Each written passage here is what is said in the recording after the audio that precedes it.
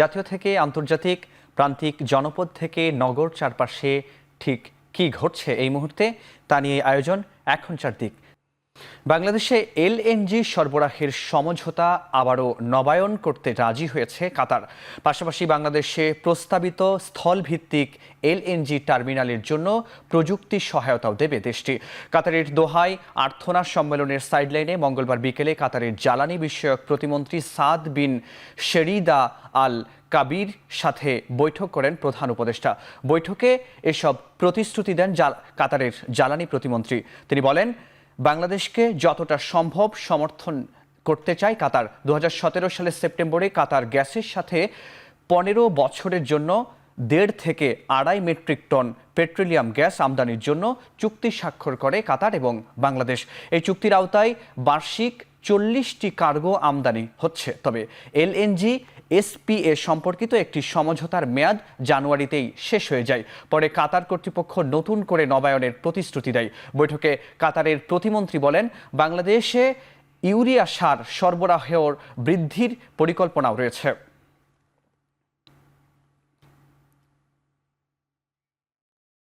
কাতারের এলএনজি সেক্টরে আওয়ামী লীগ সরকারের রেখে যাওয়া আরও $37 মিলিয়ন বকেয়া ঋণ অন্তর্বর্তী সরকার 2-1 দিনের মধ্যে পরিশোধ করবে বলে জানিয়েছেন প্রধান উপদেষ্টার প্রেস সচিব শফিকুল আলম। এছাড়াও কাতার বাংলাদেশ থেকে 750 সৈনিক নেবে, যা পর্যায়ক্রমে বাড়বে বলেও জানান তিনি।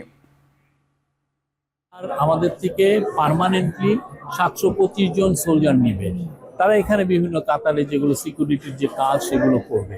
কাতার গ্যাসের থেকে আমরা প্রচুর এলএনজি কিনতাম, দেখা যাচ্ছে প্রকৃত স্বৈরাচার কয়েকশো মিলিয়ন ডলার ওই টাকাটা ওনাদেরকে পে করেন না। মানে এটা পে না করার কারণে আমাদের সরকারের উপরে এটা মানে রেসপন্সিবিলিটি এসে ঘাড়ে পড়ে যে এটা আমাদেরকে পে করতে হবে। তো আমরা মোটামুটি সবই পে করে দিয়েছি, খালি $37 মিলিয়ন মতো আছে। আমরা আশা করছি আগামী 2-1 দিনের মধ্যে এটা পে অফ হয়ে যাবে, কিছু থাকবে না, জিরোতে এসে থাকবে। রোহিঙ্গা সংকট আঞ্চলিক স্থিতিশীলতা ঝুঁকিতে ফেলছে বলে জানিয়েছেন প্রধান উপদেষ্টা ডক্টর মোহাম্মদ ইউনূস।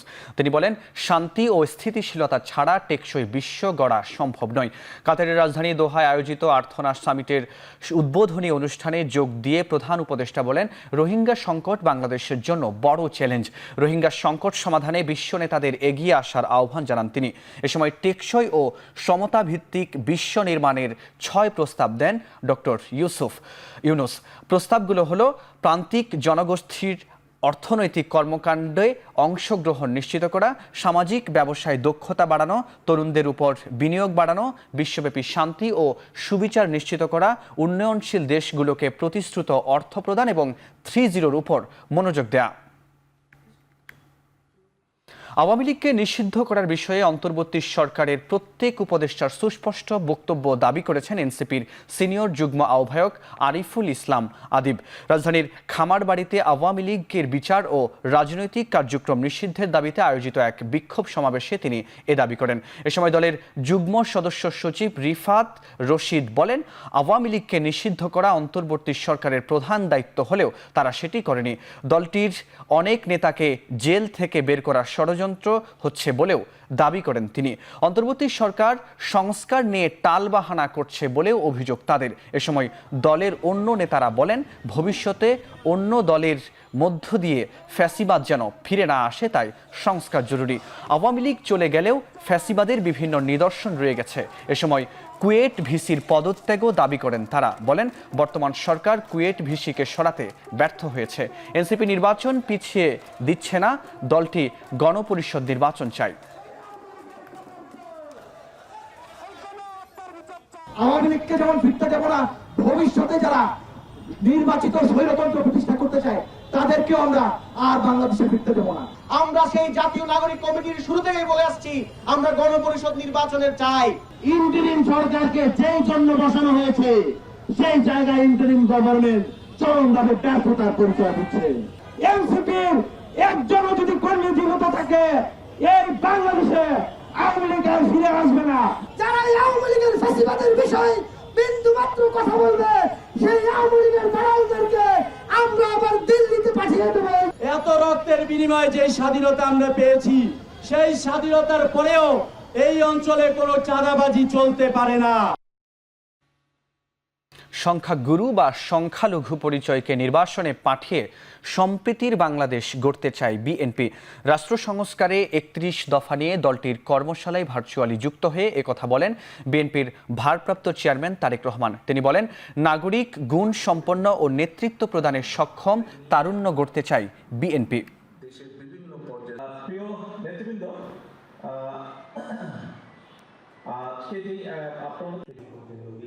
মঙ্গলবার রংপুর বিভাগীয় ৩ জেলা গাইবান্ধা, লালমনিরহাট, কুড়িগ্রাম প্রশিক্ষণ কর্মশালায় লন্ডন থেকে ভার্চুয়ালি যোগ দেন তারেক রহমান। এ সময় তিনি বলেন, যে কোনো মূল্যে নেতাকর্মীদের ঐক্য ধরে রাখতে হবে। সুষ্ঠু ভোটের মাধ্যমে বিএনপি ক্ষমতায় আসলে ৩১ দফা বাস্তবায়ন করা হবে বলেও মন্তব্য করেন তিনি। এর আগে প্রশিক্ষণ কর্মশালায় গাইবান্ধা, লালমনিরহাট ও কুড়িগ্রাম জেলায় বিএনপি এবং অঙ্গ সংগঠনের নেতাকর্মীদের সাথে তিনি বৈঠকে এই প্রশ্নোত্তর পর্বেও অংশ নেন। এ সময় তৃণমূল নেতাকর্মীদের বিভিন্ন প্রশ্নের সরাসরি জবাব দেন তারেক রহমান।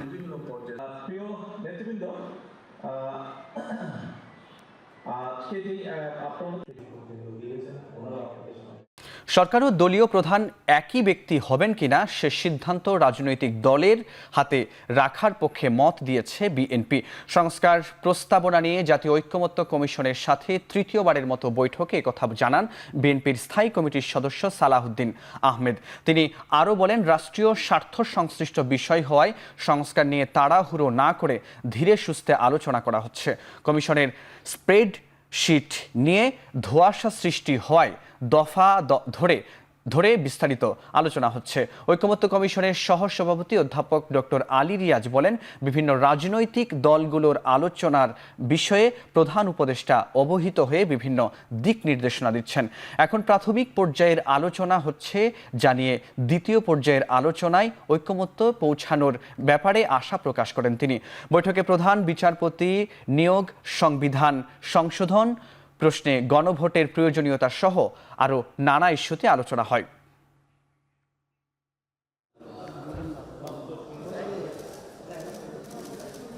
৩৯টি দলের কাছে আমরা আমাদের সুপারিশগুলি দিয়েছিলাম। তার ভিত্তিতে ৩৫টি দলের কাছ থেকে পাওয়া গেছে। ইতিমধ্যে বিএনপি সহ 15টি দলের সঙ্গে আমাদের আলোচনা, প্রাথমিক পর্যায়ের আলোচনা, প্রথম পর্যায়ের আলোচনা প্রায় শেষ পর্যায়ে এসছে 15টি দলের সঙ্গে। বাকি দলগুলোর সাথেও আলোচনা অব্যাহত থাকবে। আমরা আশা করছি যে আজকে বাংলাদেশ জাতীয়তাবাদী দলের সঙ্গে আলোচনার এই তৃতীয় দিনে প্রাথমিক পর্যায়ের আলোচনায় আমরা সমাপ্তি টানতে পারব। এটা রাষ্ট্রের বিষয়, এটা রিপাবলিকের বিষয়, এটা সংবিধানের বিষয়, তাড়াহুড়োর কোনো বিষয় নয়। এটার যে সমস্ত সিদ্ধান্ত জাতীয় ঐক্যমতের ভিত্তিতে গৃহীত হবে, একটা বৃহত্তর একটা কনসেনসাস আমরা সৃষ্টি করতে পারব। শ্রমিক দিবস উপলক্ষে 1 মে নয়াপল্টনে সমাবেশ করবে বিএনপি। ভার্চুয়ালি যুক্ত হবেন দলের ভারপ্রাপ্ত চেয়ারম্যান তারেক রহমান। মঙ্গলবার বিকেলে গুলশানে বিএনপি চেয়ারপারসনের কার্যালয়ে সংবাদ সম্মেলনে একথা জানান দলের স্থায়ী কমিটির সদস্য নজরুল ইসলাম খান। বলেন, দেশের শ্রমজীবী মানুষ ভালো নেই, তাই তাদের অধিকার আদায়ে কাজ করতে হবে। সংবাদ সম্মেলনে জানানো হয়, দেশের সকল মহানগর ও জেলায় নিজস্ব উদ্যোগে মে দিবস পালন করবে বিএনপি ও সহযোগী সংগঠনগুলো। এর আগে ঘণ্টাব্যাপী যৌথ সভা অনুষ্ঠিত হয় চেয়ারপারসনের কার্যালয়ে। বাংলাদেশে শ্রমজীবী মানুষ খুব শান্তিতে নাই, কারণ আমাদের দেশে আজও আমরা শ্রমজীবী মানুষের জন্য জাতীয় ন্যূনতম মজুরি আমরা আদায় করতে পারি নাই। বাংলাদেশ জাতীয়তাবাদী শ্রমিক দল আগামী 1 মে মহান মে দিবস উপলক্ষে ঢাকায় বিএনপি কেন্দ্রীয় কার্যালয়ের সামনে মহান মে দিবসের সমাবেশ অনুষ্ঠানের সিদ্ধান্ত নিয়েছে। একতরফাভাবে নয়, রাজনৈতিক দলগুলোর সাথে পরামর্শ করেই আচরণবিধি প্রণয়ন করার জন্য নির্বাচন কমিশনকে প্রস্তাব দিয়েছে বিপ্লবী ওয়ার্কার্স পার্টি। মঙ্গলবার দুপুরে নির্বাচন কমিশনের সাথে সাক্ষাৎ শেষে বিপ্লবী ওয়ার্কার্স পার্টির সাধারণ সম্পাদক সাইফুল হক সাংবাদিকদের একথা বলেন। প্রায় 2 ঘন্টার সাক্ষাৎ শেষে তিনি বলেন, সাংবিধানিক প্রতিষ্ঠান হিসেবে নির্বাচন কমিশনকে স্বাধীন হিসেবে দেখতে চান তারা। একই সাথে কমিশনের সক্ষমতা ও ক্ষমতা বাড়ানোর পরামর্শ দেওয়া হয়েছে বলেও জানান তিনি বলেন, নির্বাচনে প্রার্থীদের কালো টাকা ও অপ্রদর্শিত ব্যয়ের ব্যাপারে কঠোর ব্যবস্থা গ্রহণ করে শুভঙ্করের ফাঁকির সুযোগ বন্ধ করতে হবে। সাইফুল হক আরও বলেন, অন্তর্বর্তী সরকার নির্বাচনের জন্য যে সময়ের কথা বলছেন সে সময়ে নির্বাচন হলে ভালো, তবে আস্থার জায়গা তৈরির জন্য একটু আগে বা পরে হলেও সমস্যা নেই। যে বাংলাদেশের একটা অবাধ, নিরপেক্ষ, বিশ্বাসযোগ্য নির্বাচন, প্রতিদ্বন্দ্বিতাপূর্ণ নির্বাচনের জন্য নিয়মতান্ত্রিকভাবে সরকার পরিবর্তনের সুযোগ নিশ্চিত করবার ক্ষেত্রে সাংবিধানিক প্রতিষ্ঠান হিসাবে আমরা নির্বাচন কমিশনের ক্ষমতাকে কমানো না, বরঞ্চ কীভাবে ক্ষমতাকে বৃদ্ধি করা যায়, তাদের সক্ষমতা বৃদ্ধি করা যায়, বরঞ্চ আমরা সে ব্যাপারে আমরা আমাদের কিছু পরামর্শ আজকে আমরা সেখানে হাজির করেছি। আমরা কিন্তু একই সাথে আমরা এটা বলেছি, নির্বাচন কমিশনকে আমরা মনে করি একটা জবাবদিহিতার মধ্যেও নির্বাচন কমিশনকে আনা দরকার। মানবতাবিরোধী অপরাধের মামলায় জামায়াত নেতা এটিএম আজহারুল ইসলামের মৃত্যুদণ্ডের রায়ের বিরুদ্ধে আপিল শুনানির জন্য আগামী 6 মে দিন ধার্য করেছেন আপিল বিভাগ। ওই দিন আপিল বিভাগের পূর্ণাঙ্গ বেঞ্চে এ বিষয়ে শুনানি হবে। প্রধান বিচারপতি সৈয়দ রেফাত আহমেদের নেতৃত্বে 4 বিচারপতির আপিল বেঞ্চ এ আদেশ দেন। আদালত থেকে বের হয়ে জামায়াতের আইনজীবী শিশির মনির বলেন, এটিএম আজহারুল ইসলামের মামলায় কিছু আইনি জটিলতার ব্যাপারে ব্যাখ্যার দরকার রয়েছে, তাই আপিল বিভাগের পূর্ণাঙ্গ বেঞ্চে শুনানি হবে। একই সঙ্গে জামায়াতের সেক্রেটারি জেনারেল মিয়া গোলাম পড়ুয়ার বলেন, 8 মাসেও এটিএম আজহারের মুক্তি না পাওয়া দুঃখজনক। 2019 সালের 23 অক্টোবর মানবতাবিরোধী অপরাধের মামলায় জামায়াত নেতা এটিএম আজহারুল ইসলামের মৃত্যুদণ্ডের রায় বহাল রাখেন আপিল বিভাগ। 2014 সালের 30 ডিসেম্বর আজহারকে মৃত্যুদণ্ডাদেশ দেন আন্তর্জাতিক অপরাধ ট্রাইব্যুনাল।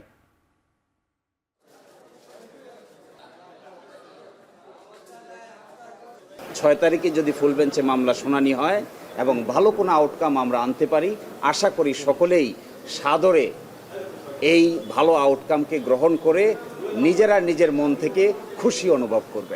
8 মাস পর্যন্ত তার এই মামলার যে কোনো ব্যাখ্যাই আইনজীবীরা দিতে পারেন, কোর্টের কাছে একটা ব্যাখ্যা থাকতে পারে, কিন্তু সময়টা যে 8 মাস পার হয়েছে, সারা দেশের লক্ষ কোটি আমাদের নেতা কর্মী শুভাকাঙ্ক্ষী যারা ন্যায় বিচারের প্রত্যাশায় দিন গুনছেন তারা ব্যথিত। আমরা হতাশ নই এই কারণে যে আদালতের কাছে আমরা সুবিচারের জন্য ধৈর্য ধারণ করছি। কুয়েট বাঁচাতে শাহবাগ ব্লকেট কর্মসূচি পালন করছেন শিক্ষার্থীরা। সরাসরি চলে যাচ্ছি সেখানে। রাহাত, একটু জানাবেন। কুয়েট প্রশাসন এখনো প্রলং করে যাচ্ছে শুধুমাত্র এই কারণে যাতে শুধুমাত্র একটা লাশ আসে, লাশ আসলে কুয়েটের ভিসি যেন পদত্যাগ করে, লাশ আসার আগে ওনারা পদত্যাগ করবে না। আমরা ভাইয়েরা বসে থাকতে পারি না। আমি কুয়েটের শিক্ষার্থী হিসেবে কুয়েটের এই যৌক্তিক আন্দোলনের সাথে সংহতি জানিয়ে আগামীকাল আমাদের বিশ্ববিদ্যালয়ে সকল ক্লাস বর্জন করার আহ্বান জানাচ্ছি। ধন্যবাদ। ধন্যবাদ কুয়েটের প্রতিনিধিকে। এই পর্যায়ে বক্তব্য নিয়ে আসার জন্য অনুরোধ করছি জগন্নাথ বিশ্ববিদ্যালয়ের প্রতিনিধি মাসুদ রানা। এই পর্যায়ে বক্তব্য নিয়ে আসছেন জগন্নাথ বিশ্ববিদ্যালয়ের প্রতিনিধি মাসুদ রানা।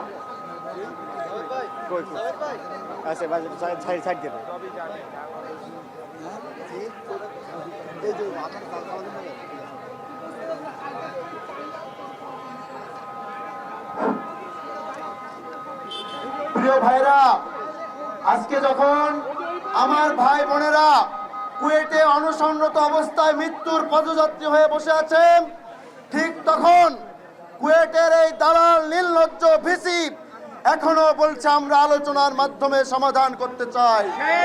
আমরা কি আলোচনা চাই? আলোচনার সব পথ বন্ধ হয়ে গেছে। একমাত্র দফা, এক দাবি, কুয়েট ভিসি মাসুদকে পদত্যাগ করতে হবে। গোলামি না আজাদি, গোলামি না আজাদি। দালালি না রাজপথ, আপোষ না সংগ্রাম, ক্ষমতা না জনতা, দফা এক দাবি এক, কুয়েট ভিসির পদত্যাগ, 1 2 3 4, মাসুদ তুই গদি ছাড়, ইনকিলাব জিন্দাবাদ। ধন্যবাদ মাসুদ রানা ভাইকে। এই পর্যায়ে বক্তব্য নিয়ে আসার জন্য অনুরোধ করছি ঢাকা কলেজের প্রতিনিধি। কুয়েট বাঁচাতে শাহবাগ ব্লকের কর্মসূচিতে কথা বলছিলেন শিক্ষার্থীরা, যুক্ত ছিলাম সেখানে। এদিকে উপাচার্যের পদত্যাগের 1 দফা দাবিতে টানা আমরণ অনশনে অসুস্থ হয়ে পড়েছেন খুলনা প্রকৌশল ও প্রযুক্তি বিশ্ববিদ্যালয়ের বেশ কয়েকজন শিক্ষার্থী। এদের মধ্যে একজনকে খুলনা মেডিকেল কলেজে এবং একজনকে বিশ্ববিদ্যালয়ের মেডিকেল সেন্টারে ভর্তি করা হয়েছে। এছাড়া অসুস্থ হয়ে পড়ায় বাড়ি ফিরে গেছেন আরও 3 শিক্ষার্থী। এর আগে মঙ্গলবার দুপুরে অনশনরত শিক্ষার্থীদের দেখতে আসেন শিক্ষক। এ সময় অনশন ভেঙে আলোচনায় বসার অনুরোধ জানান তারা, তবে সাড়া দেননি শিক্ষার্থীরা। আন্দোলনরত শিক্ষার্থীরা জানান, দাবি মেনে না নেওয়ায় আমরণ অনশন কর্মসূচি পালনে বাধ্য হয়েছেন তারা। এমনকি শিক্ষার্থীরা ক্যাম্পাসে আসলেও হল খুলে না দেওয়ায় আকাশের নিচে রাত কাটাতে হয়। পরে 15 এপ্রিল তালা ভেঙে হলে প্রবেশ করেন শিক্ষার্থীরা, তবে এখনও হলে খাবার, পানি ও ইন্টারনেট সরবরাহ বন্ধ আছে।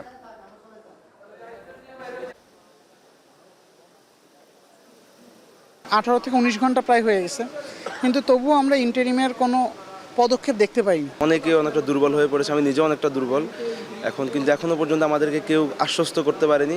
ইন্টারিম এখনো পর্যন্ত আমাদের দিকে নজর দেয়নি। আমরা তাদের সাথে নেগোসিয়েশন করার জন্য বারবার চেষ্টা করতেছি, আহ্বান করতেছি যে তারা রিকনসিডার করার জন্য। তারা আপাতত এই আমাদের আহ্বান এখন পর্যন্ত সাড়া দেয় নাই। কুয়েটে আন্দোলনরত শিক্ষার্থীদের সাথে একাত্মতা প্রকাশ করে ভিসির পদত্যাগ দাবি করেছেন জাতীয় নাগরিক পার্টি। মঙ্গলবার রাতে জরুরি সংবাদ সম্মেলনে যুগ্ম সদস্য সচিব সালেহ উদ্দিন সিফাত বলেন, কুয়েট প্রশাসন ইতোমধ্যে নিরপেক্ষতা হারিয়েছে। দ্রুত হল খুলে দেয়া সহ নিরপেক্ষ তদন্ত করে ব্যবস্থা নেওয়ার দাবি জানায় এনসিপি। বিলম্বে কুয়েটে চলমান অচলাবস্থা নিরসন করে হল খুলে দেওয়া হোক। আমরা দেখেছি এই বিশ্ববিদ্যালয় প্রশাসন ক্যাম্পাসে শিক্ষার সুষ্ঠু পরিবেশ নিশ্চিতে ব্যর্থতার পরিচয় দিয়েছে। তাই শিক্ষার্থীদের আন্দোলনের সাথে ঐক্যমত্য পোষণ করে আমরা কুয়েটের ভিসি জনাব মোহাম্মদ মাসুদের পদত্যাগের দাবি জানাচ্ছি। এক শিক্ষার্থীকে মারধরের জেরে ফের সংঘর্ষে জড়িয়েছেন ঢাকা কলেজ ও সিটি কলেজের শিক্ষার্থীরা। দিনভর চলা ধাওয়া পাল্টা ধাওয়া ও সংঘর্ষে 15 জন পুলিশ সদস্য সহ আহত হয়েছেন 2 পক্ষের অর্ধ শতাধিক। 2 দিনের জন্য বন্ধ ঘোষণা করা হয়েছে ঢাকা সিটি কলেজ। মঙ্গলবার বেলা 12টার দিকে সায়েন্স ল্যাব মোড়ে 2 পক্ষের মধ্যে কয়েক ঘন্টা ধরে ধাওয়া পাল্টা ধাওয়া ও ইট পাটকেল নিক্ষেপ চলে। পরিস্থিতি নিয়ন্ত্রণে আনতে সাউন্ড গ্রেনেড ও টিয়ার শেল নিক্ষেপ করে পুলিশ। পরে করা হয় লাঠিপেটা। সংঘর্ষের সময় শিক্ষার্থীরা একটি বাস ভাঙচুর করে। শিক্ষার্থীদের দাবি, সিটি কলেজের এক শিক্ষার্থীকে মারধরের শত্রুতাবশতার জের ধরেই মূলত মারামারির সূত্রপাত। সবশেষ 15 এপ্রিল সংঘর্ষে জড়ায় এই 2 কলেজের শিক্ষার্থীরা। বারবার সংঘর্ষের ঘটনা রোধে বুধবার ঢাকা কলেজ ও সিটি কলেজের প্রশাসক বৈঠকে বসবে। গতকালকে ঢাকা কলেজের একজন স্টুডেন্ট এই যে সায়েন্স ল্যাবরেটরি এখানে আসছিল, ওখানে সিভিলে মনে হয় 5-7 জন ছেলেপেলে তাকে দাবার দেয় প্রথমে। সে ওই যে ফুটওভার ব্রিজে ওঠার সময় এখানে পড়ে যায় এবং মুখ টুক এগুলাম থেতলে যায়, মানে গুরুতর আহত হয়। এরপরে আবার এরা মনে হয় ওই বেল্ট দিয়ে মারছে। বেল্ট দিয়ে মারার পরে এই বিষয়টা ওরা চিন্তা করছে যে এটা হয়তো বা এরাই করছে, সিটি কলেজ করছে। ওই জন্য তো আজকে কিন্তু তারা সদল বলে 300-350 পোলাপান আজকে এসে তাদের এই যে সিটি কলেজে হামলা করা শুরু করছে। এরপরে আমরা পুলিশ এসে আমরা তাদেরকে এখান থেকে নিবৃত্ত করছি। ধর্মীয় কটূক্তির অভিযোগে কোহিনূর কেমিক্যালের এক কর্মকর্তাকে গ্রেপ্তার করেছে পুলিশ। ডিএমপির অতিরিক্ত police commissioner S N. Mohammad Nazrul Islam বলেন, ধর্ম অবমাননার সুনির্দিষ্ট অভিযোগের ভিত্তিতে তার বিরুদ্ধে ব্যবস্থা নেওয়া হবে। এর আগে মঙ্গলবার দুপুর 2:45 থেকে তেজগাঁও এলাকার প্রধান সড়কে অবরোধ করে বিক্ষোভ শুরু করেন শ্রমিকরা। এতে মহাখালী থেকে 7 রাস্তা পর্যন্ত যান চলাচল বন্ধ হয়ে যায়। পরে সন্ধ্যা 7:30টায় আইন শৃঙ্খলা বাহিনী লাঠিচার্জ করে বিক্ষোভ ছত্রভঙ্গ করে দেয়। 4 ঘন্টা পর স্বাভাবিক হয় যান চলাচল।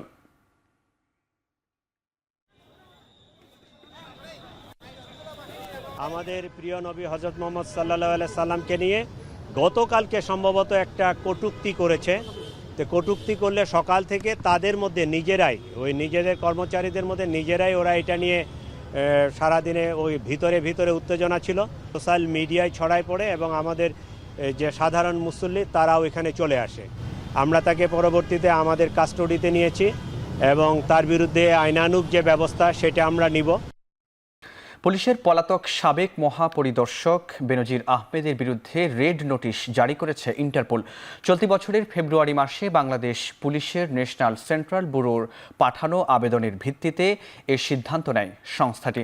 এর আগে দুর্নীতি দমন কমিশনের আবেদনে বেনজিরের বিরুদ্ধে রেড নোটিশ জারির ব্যবস্থা নিতে নির্দেশ দেন ঢাকার একটি আদালত। 2024 সালের 15 ডিসেম্বর পুলিশের সাবেক মহাপরিদর্শক বেনজির আহমেদ, তার স্ত্রী ও 2 মেয়ের বিরুদ্ধে 4 মামলা করে দুদক।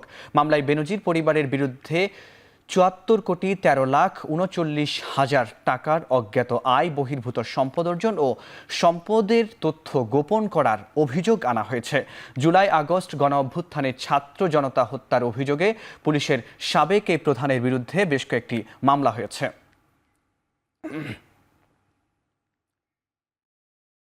চানখারপুলের শিক্ষার্থী আনাস সহ 6 জনকে হত্যার ঘটনায় পুলিশ কর্মকর্তা আরশাদ এবং কনস্টেবল সুজন হোসেন, ইমাজ হোসেন ও নাসিরুলকে আন্তর্জাতিক অপরাধ ট্রাইব্যুনালে হাজির করা হয়েছে। সোমবার এ মামলার চূড়ান্ত অভিযোগ প্রসিকিউশনের হাতে জমা দেয় তদন্ত সংস্থা। চিফ প্রসিকিউটর জানান, 90 পৃষ্ঠার এই তদন্ত প্রতিবেদনে 195 দিনের তদন্ত শেষে সোমবার আন্তর্জাতিক অপরাধ ট্রাইব্যুনালে জমা দেওয়া হয়েছে। ঘটনার সময়কাল ছিল 1 জুলাই থেকে 5 আগস্ট।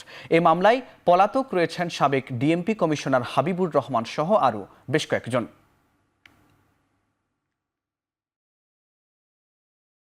চানখারপুল রিলেটেড যে মিসেলেনিয়াস কেসটা ছিল, তদন্ত রিপোর্ট দাখিলের জন্য কিন্তু আজকের তারিখের আগেই 2 দিন আগেই তদন্ত রিপোর্ট চিফ প্রসিকিউটর অফিসে দাখিল করা হয়েছে।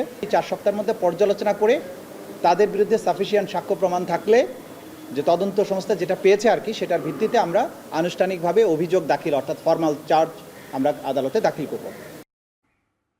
মানিকগঞ্জে বিএনপি কার্যালয়ে ভাঙচুর ও অগ্নিসংযোগের ঘটনায় দায়ের করা মামলায় জেলা আওয়ামী লীগের সভাপতি গোলাম মহিউদ্দিনকে 3 দিনের রিমান্ড মঞ্জুর করেছেন আদালত।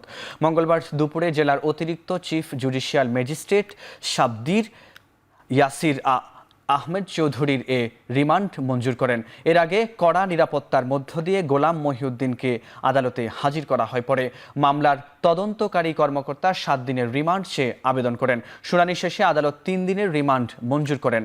গত 8 এপ্রিল মানিকগঞ্জ জেলা ও দায়রা জজ আদালতে আত্মসমর্পণ করেন মানিকগঞ্জ জেলা আওয়ামী লীগের সভাপতি গোলাম মহিউদ্দিন। তার বিরুদ্ধে বিএনপি কার্যালয় ভাঙচুর ও অগ্নিসংযোগের অভিযোগে মামলা রয়েছে।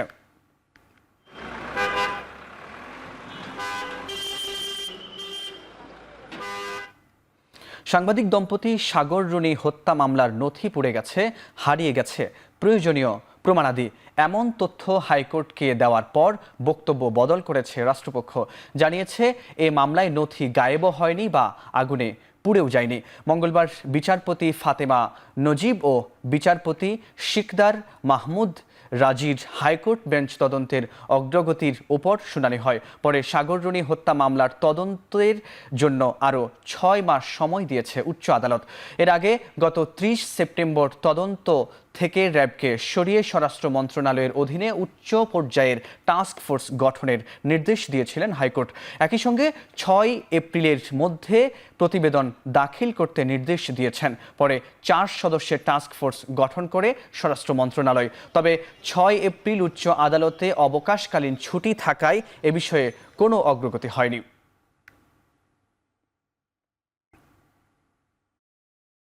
সাগর রুনি হত্যাকাণ্ডের যে তদন্ত চলছিল টাস্কফোর্স কর্তৃক, এটির প্রতিবেদন দেওয়ার কথা ছিল 6 এপ্রিল 2025-এ, কিন্তু 6 এপ্রিল 2025-এ আদালত বন্ধ থাকায় আজকে এই মামলাটি শুনানির জন্য এসেছিল। এই শুনানির পর্যায়ে রাষ্ট্রপক্ষ কি পরিমাণ তদন্ত করা হয়েছে, কি প্রগ্রেস আছে, এই মর্মে একটি আংশিক রিপোর্ট আমাদেরকে দেখিয়েছেন। কিন্তু যেহেতু আইনি বাধ্যবাধকতা আছে, তদন্ত চলমান, সেই জন্য সেই রিপোর্টের কপিটি আপাতত আমরা আইনিভাবে পাইনি। গেজেট প্রকাশের মাধ্যমে বাংলাদেশ পুলিশের লোগো পরিবর্তন হয়েছে। নতুন লোগোতে পাল তোলা নৌকার পরিবর্তে শাপলা প্রতীক ব্যবহার করা হয়েছে। মঙ্গলবার প্রকাশিত গেজেটে প্রকাশিত তথ্য বলছে, নতুন লোগোতে দুই পাশে ধান ও গমের শীষ, উপরে 3টি পাট পাতা এবং মাঝে পানিতে ভাসমান শাপলা আর নিচে বাংলায় পুলিশ লেখা। ইতোমধ্যেই পুলিশের বিভিন্ন জেলা ও ইউনিটে ব্যবহৃত পতাকা, সাইনবোর্ড, ইউনিফর্ম এবং অন্যান্য জিনিসপত্রে নতুন লোগো ব্যবহার করার নির্দেশ দিয়েছে পুলিশ সদর দপ্তর। 1861 সালের পুলিশ আইন অনুযায়ী লোগো পরিবর্তন করেছে কর্তৃপক্ষ। দুর্নীতি কমাতে উত্তর সিটিতে এবার সেনাবাহিনীর তত্ত্বাবধানে ডেঙ্গু মশার ওষুধ ছেটানো হবে বলে জানিয়েছেন ঢাকা উত্তর সিটি কর্পোরেশনের প্রশাসক এজাজ আহমেদ। মঙ্গলবার দুপুরের সংবাদ সম্মেলনে তিনি জানান, তৃতীয় পক্ষের পরিবর্তে এবার পরীক্ষামূলকভাবে সেনাবাহিনীকে দায়িত্ব দেওয়া হচ্ছে। এছাড়া ইতোমধ্যে প্রায় 2000 ডেঙ্গু রোগী শনাক্ত ও 18 জনের মৃত্যুর কারণে হাসপাতালগুলোকে প্রস্তুত থাকার নির্দেশ দিয়েছে সিটি কর্পোরেশন। যখন একটা ক্রাইসিস হয় তখনই সেটা নিয়ে এক ধরনের সিন্ডিকেশন এবং বাজার দৌরাত্ম্য তৈরি হয়। তো সুতরাং আজকে বসার প্রধান উদ্দেশ্য হচ্ছে আমরা আমাদের প্রতিটি হসপিটালে একটা ডেডিকেটেড ডেঙ্গু ইউনিট আমরা করাতে চাই।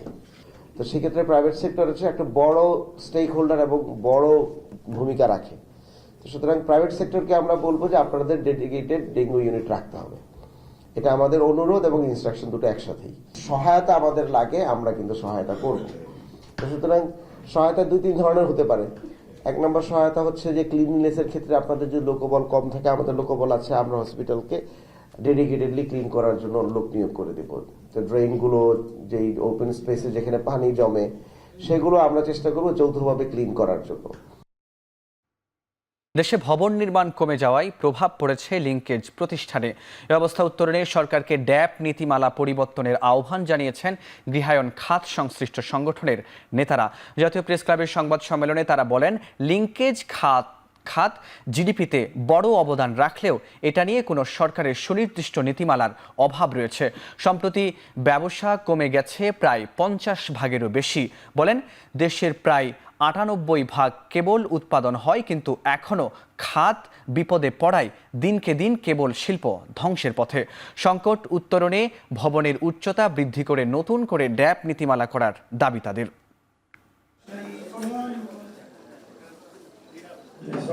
সরকারি বেসরকারি অবকাঠামোগত প্রকল্পের গতি কমে যাওয়াতে আবাসন শিল্প ও সংশ্লিষ্ট লিঙ্কেজ ইন্ডাস্ট্রিতে মারাত্মক স্থবিরতা বিরাজ করছে। বিভিন্ন সংগঠনের পক্ষ থেকে যার যার মতো করে আমরা দাবি সরকারের কাছে পেশ করেছি। আসন্ন জাতীয় বাজেটে এই সবগুলো সংগঠনের যে বাজেট সংক্রান্ত যে দাবিগুলো যেন সরকার সমাধান করে এবং পূরণ করে, আমরা সরকারের কাছে তাই দাবি জানাই। আমরা চাই একটি বাস্তবধর্মী, জনবান্ধব ও ব্যবসা বান্ধব বাজেট, যাতে বর্তমান অন্তর্বর্তীকালীন সরকার জনগণকে উপহার দেন। বায়ুদূষণ বন্ধের লক্ষ্যে মেয়াদোত্তীর্ণ ও ফিটনেসবিহীন যানবাহন বন্ধ করে বৈদ্যুতিক ও হাইব্রিড যানবাহনের ব্যবহার বৃদ্ধি সহ 8 দফা সুপারিশ উত্থাপন করেছে বাংলাদেশ পরিবেশ আন্দোলন বাপা ও বায়ুমণ্ডলীয় দূষণ অধ্যয়ন কেন্দ্র ক্যাপস।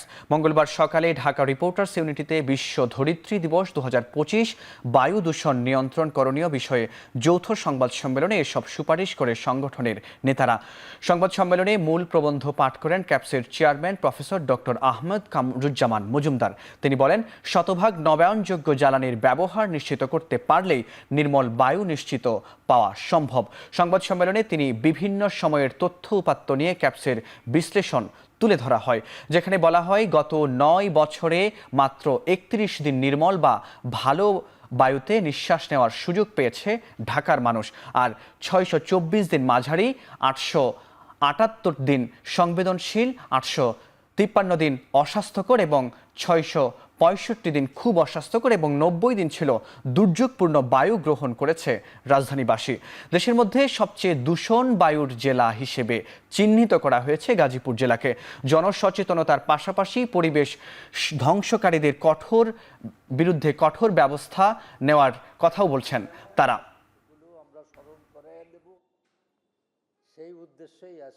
সৌর, বায়ু এবং জলবিদ্যুৎ এবং বায়োগ্যাস প্রকল্পে বিনিয়োগ বৃদ্ধি করে গবেষণা এবং উন্নয়নের উপর জোর দিতে হবে।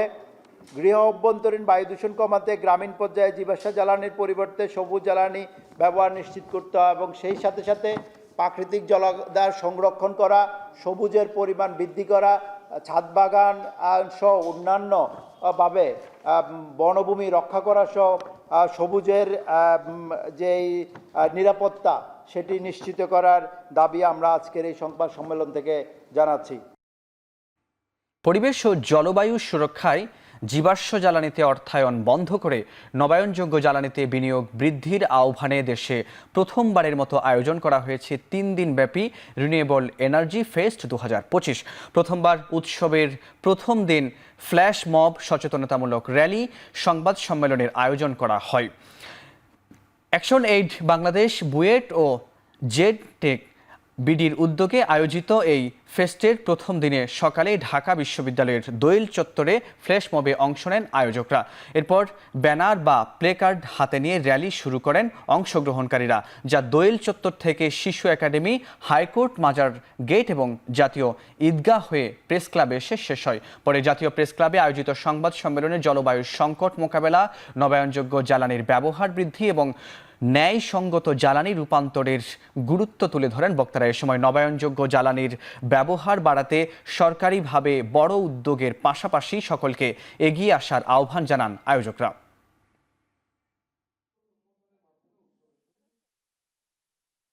নবায়নযোগ্য জ্বালানিতে অর্থায়ন দেওয়া এবং এটাকে সব রকমভাবে আমাদের নীতি নির্ধারকদের আলোচনায় আরও শক্তভাবে চাঙ্গা করে নিয়ে আসার দরকার। আজকে নবায়নযোগ্য জ্বালানি পলিসি অ্যামেন্ডমেন্ট হওয়ার কথা, প্রায় 1 বছর হয়ে গেল, শেষ হচ্ছে না। আমাদের নেট মিটারিং গাইডলাইনে কিছু প্রবলেম আছে, সেগুলোকে শেষ করা দরকার, হচ্ছে না। এই জায়গাগুলোতে যদি আমাদের তাড়াতাড়ি সমাধান করে দেয় তাহলে ইমপ্লিমেন্টেশন দ্রুত হবে। আমাদের আশেপাশে পাকিস্তান এবং শ্রীলঙ্কায় যেভাবে রিনিউয়েবলের দিকে মানুষ ব্যাপকভাবে সরকারিভাবে উদ্যোগ নেওয়া হয়েছে, সেই উদ্যোগের দিকে আমাদেরকে যেতে হবে। মাতারবাড়ি গভীর সমুদ্র বন্দর কার্যক্রম শুরু করতে চট্টগ্রাম বন্দর কর্তৃপক্ষ ও জাপানের সঙ্গে প্রায় ৬,২০০ কোটি টাকার একটি চুক্তি স্বাক্ষর হয়েছে। আর এই বন্দর থেকে বছরে $2 বিলিয়ন বেশি আয় করার লক্ষ্য নিয়েছে সরকার। মঙ্গলবার রাজধানীর একটি হোটেলে চুক্তি স্বাক্ষর হয়। প্রকল্পটি বাস্তবায়ন হলে বিশ্বের যে কোনো বন্দর থেকে আমদানি পণ্য নিয়ে এ বন্দরে ভিড়তে পারবে 14 মিটার এবং 16 মিটার গভীরতার বড় জাহাজ। গভীর সমুদ্র বন্দর হলে পণ্য খালাস ও পরিবহন ব্যয় কমবে 15 থেকে 20%। আর এই স্বপ্ন বাস্তবায়নে এই চুক্তি স্বাক্ষরের ফলে জাপানের সাথে অর্থনৈতিক সম্পর্ক আরও মজবুত হবে বলেও মনে করেন দুদেশের প্রতিনিধি। 2029 এর শেষে বা 2030 সালে মাতারবাড়ি বন্দর কার্যক্রম শুরুর আশাবাদ ব্যক্ত করেন নৌ পরিবহন উপদেষ্টা।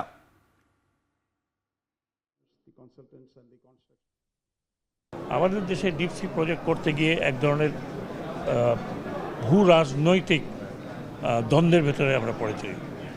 সেই দ্বন্দ্বের কারণে আমাদের এই প্রজেক্টগুলো, বিশেষ করে সিপোর্ট এবং ডিপসি পোর্ট নিয়ে আমরা আমাদের ন্যাশনাল লেভেলে এটা নিয়ে কখনো আমরা চিন্তা করিনি।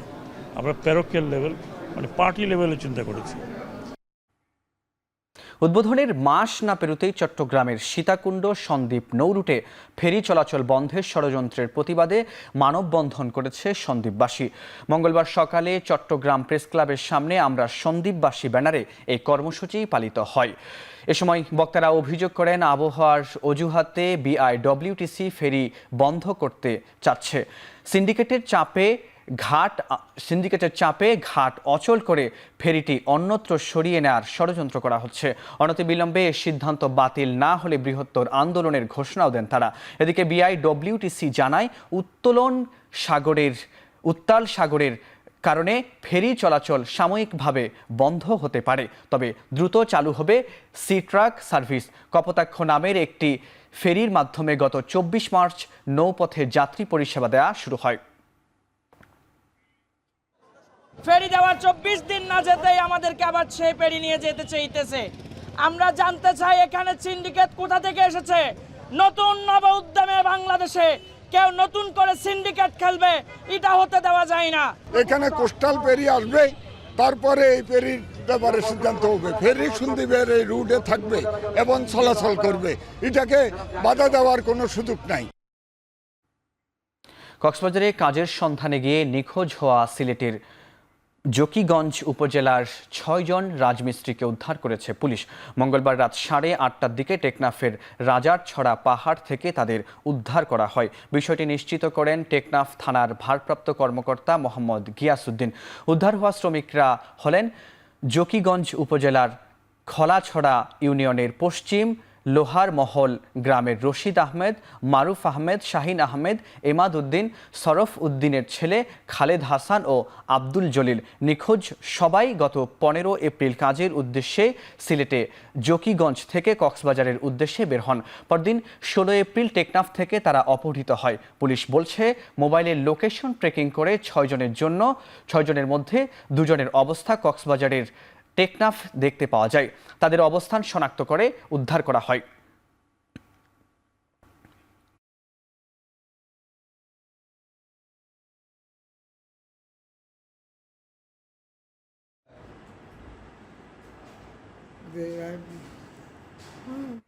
নরসিংদীতে ইউপি সদস্য ও সাবেক ছাত্রলীগ নেতা আমির হোসেন সরকারকে কুপিয়ে হত্যার অভিযোগ পাওয়া গেছে। মঙ্গলবার বিকেলে সদর উপজেলার আলোক বালিতে এমন ঘটনা ঘটে। পুলিশ ও নিহতের স্বজনরা জানান, 5 আগস্টের পর এলাকা ছেড়ে পালিয়েছিলেন ইউপি সদস্য আমির হোসেন সরকার। প্রবাস ফেরত ভাইকে দেখতে মঙ্গলবার বাড়ি ফেরেন তিনি। এ সময় দেশীয় অস্ত্র নিয়ে আমির হোসেনের উপর হামলা চালায় দুর্বৃত্তরা। এতে ধারালো অস্ত্রের আঘাতে গুরুতর আহত হন আমির হোসেন। গুরুতর আহত অবস্থায় তাকে নরসিংদী সদর হাসপাতালে নিয়ে গেলে চিকিৎসক তাকে মৃত ঘোষণা করেন। খবর পেয়ে ঘটনাস্থল পরিদর্শন করেছে পুলিশ। জড়িতদের গ্রেপ্তারের চেষ্টা চলছে।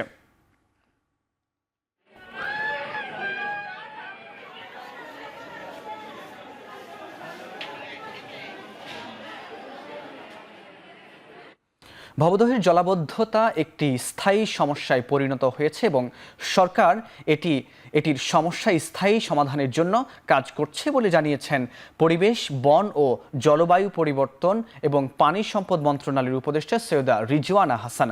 মঙ্গলবার দুপুরে যশোরের ভবদহ স্লুইস গেট এলাকা পরিদর্শন শেষে সাংবাদিকদের তিনি একথা বলেন। এর আগে ঢাকা থেকে হেলিকপ্টারে করে যশোরে নোয়াপাড়া কলেজ মাঠে নামেন। সঙ্গে ছিলেন দুর্যোগ ব্যবস্থাপনা ও ত্রাণ মন্ত্রণালয়ের উপদেষ্টা ফারুকী আজম, স্বরাষ্ট্র উপদেষ্টা ও কৃষি মন্ত্রণালয়ের উপদেষ্টা জাহাঙ্গীর আলম চৌধুরী। পরে সেখান থেকে যশোরের ভবদহ যান এবং বিলের স্লুইস গেট এলাকা পরিদর্শন করেন। পরিদর্শন শেষে জেলা প্রশাসকের কার্যালয়ে মতবিনিময় সভায় অংশ নেন তারা। সভায় 3 উপদেষ্টা ও ভবদহ আন্দোলন সংগ্রাম কমিটির নেতৃবৃন্দ, জেলার পুলিশ ও প্রশাসনের ঊর্ধ্বতন কর্মকর্তারা উপস্থিত ছিলেন। এ সময় স্থায়ীভাবে ভবদহ বিলের জলাবদ্ধতা নিরসনে কয়েকটি মন্ত্রণালয় সম্মিলিতভাবে কাজ করছে বলে জানান উপদেষ্টারা। এর মধ্যে ক্ষতিগ্রস্ত 1000 হেক্টর জমির পানি নিষ্কাশন করা সম্ভব হয়েছে বলে উল্লেখ করেন তারা।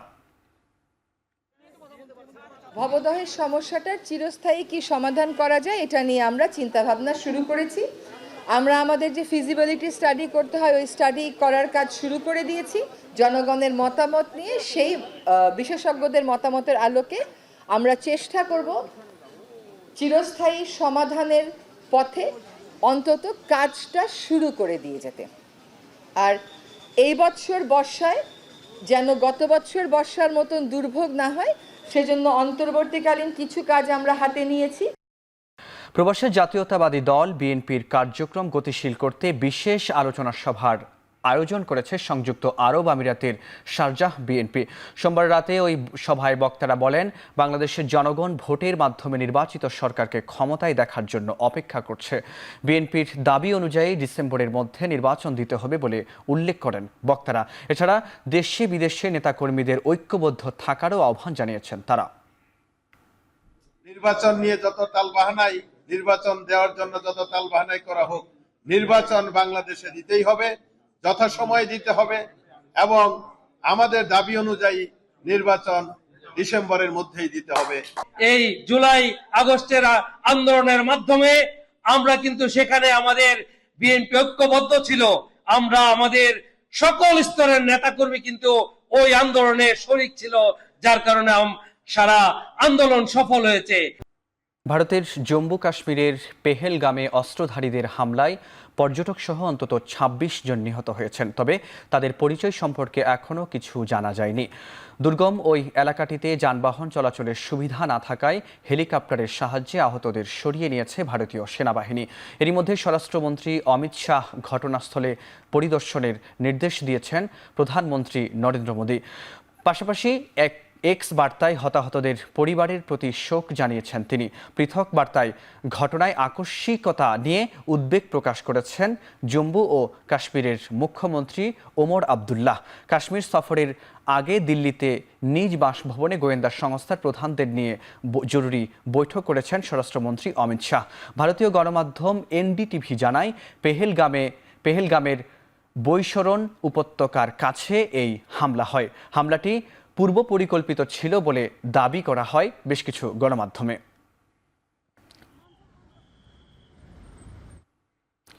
গাজায় ইসরায়েলি হামলায় নতুন করে নিহত হয়েছেন আরও অন্তত ২৫ ফিলিস্তিনি। এর মধ্যে কেবল খান ইউনিসে আগুনে পুড়িয়ে হত্যা করা হয়েছে ১১ জনকে। বিষয়টি নিশ্চিত করেছে আল জাজিরা।